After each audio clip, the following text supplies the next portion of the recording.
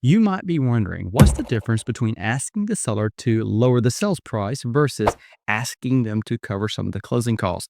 Let's say you're buying a home for say 300,000. You could ask them to drop the sales price to 295, and that does save you a little on your monthly house payment, maybe about $25 or so, but this doesn't reduce what you're bringing to closing by the 5,000. So for example, if you're putting on 5% on 300,000, that's $15,000. On 295, that's 14,750. So you only reduce your cash to close by about $250.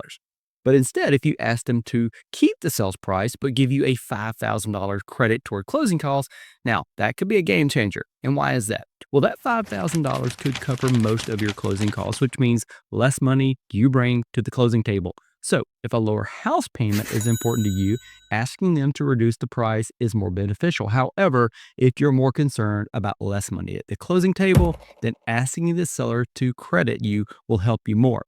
Every situation is different, but when cash is tight, that credit can make all the difference in the world. The best way to know for sure, though, is to talk to a lender and line out your pre approval numbers. More questions? Let me know.